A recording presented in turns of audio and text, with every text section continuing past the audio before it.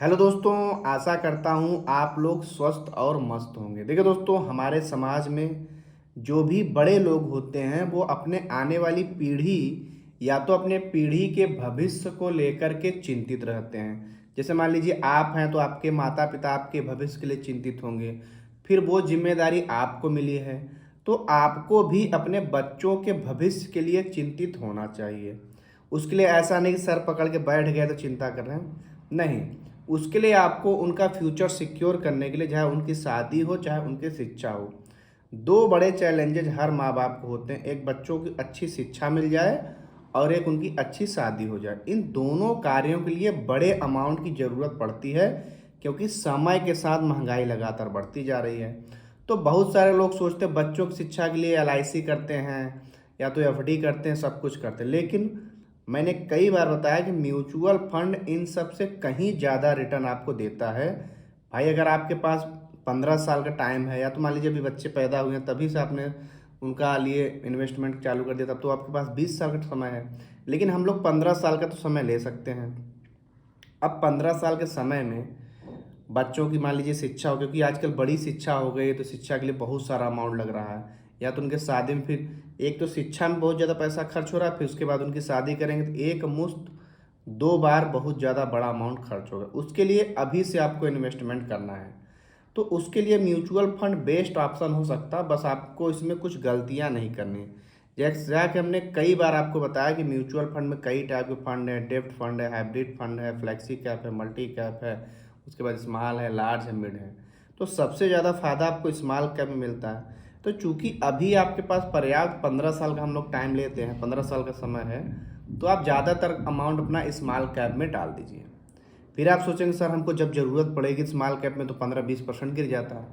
तो आपको क्या करना है, प्लानिंग करके पैसे को निकाल करके सुरक्षित फंड में डालना है। सुरक्षित फंड की बात की जाए, सबसे ज़्यादा सुरक्षित फंड होता है लिक्विड फंड, लेकिन उसमें बहुत ही कम रिटर्न मिलता है। उसके बाद डेब्ट फंड, फिर होता है फ्लैक्सी। तो आपको क्या करना है, जैसे मान लीजिए अभी आपने 10-15 लाख जो भी आप पैसा उसमें इन्वेस्टमेंट करना है, मान लीजिए अभी आपने जो भी अमाउंट इन्वेस्टमेंट किया, ठीक है, आपने फंड में डाल दीजिए। मान लीजिए आपने 2 स्मॉल कैप में अपना पैसा डाल दिया, ठीक है, चूंकि आपने कहा समय पर्याप्त है। तो स्मॉल कैप में आपने देखा अच्छी खासी गिरावट थी, उसमें आपने डाल दिया। अब 5 साल बाद आप देखेंगे कि उसमें काफ़ी अच्छा खासा रिटर्न मिलेगा, क्योंकि बड़ी तेज़ी से बढ़ता है। तो आप उसमें से क्या करेंगे, उसका जो भी आपका अमाउंट 25% उसमें से निकाल करके हाइब्रिड म्यूचुअल फंड में डाल देंगे। उसके बाद आपका आने वाला टाइम का 10 साल बचा, फिर जब आपका 10 साल टाइम बीत जाएगा तो फिर वहाँ से आप 25% निकाल करके डेप्ट म्यूचुअल फंड में डाल देंगे। हाइब्रिड का रिटर्न आप देखेंगे तो 11-12% मिल ही जाता है। डेप्ट म्यूचुअल फंड का रिटर्न लगभग फिक्स होता है, 7-8% मिलता रहता है। यानी आप अपने पैसे को समय के साथ सिक्योर कर रहे हैं और रिटर्न भी आप साथ में ले रहे हैं।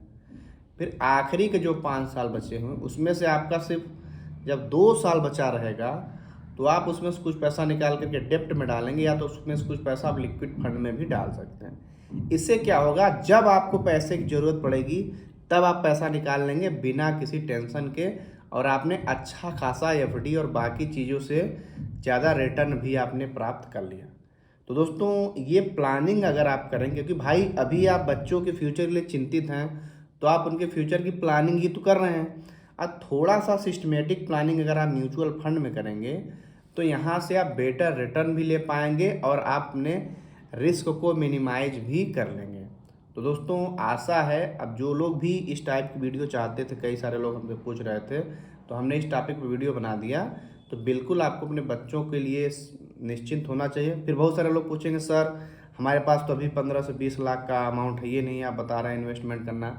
तो ऐसे में आप एसआईपी स्टार्ट कर सकते हैं। मान लीजिए अब आपने एसआईपी स्टार्ट किया, 5 साल आपका हो गया, मार्केट आपने देखा ऑल टाइम हाई पे है, तो वहाँ से आपने कुछ पैसा विड्रॉ करके हाइब्रिड फंड में या तो डेप्ट फंड में डाल दिया। तो आप इस प्रकार से भी कर सकते हैं। हमने कल ही की वीडियो में बताया था आपको मिनिमम 10,000 की एसआईपी तो करनी ही चाहिए, क्योंकि आने वाले महंगाई में अगर आप मिनिमम 10,000 की एसआईपी महीने का नहीं कर रहे हैं तो फिर तो काम नहीं होने वाला। अब नहीं कर रहे हैं तो आप 5,000 से बिल्कुल शुरुआत कर दीजिए और अपना सारा ध्यान आप अपनी कमाई बढ़ाने में लगा दीजिए कि कैसे बढ़ा सकते हैं और कहाँ से नया एक्स्ट्रा सोर्स जोड़ सकते हैं, तो आपका फ्यूचर ब्राइट हो जाए। क्योंकि कहावत कही गई, आज अगर आप पैसा बचा लेंगे तो कल पैसा आपको बचा लेगा।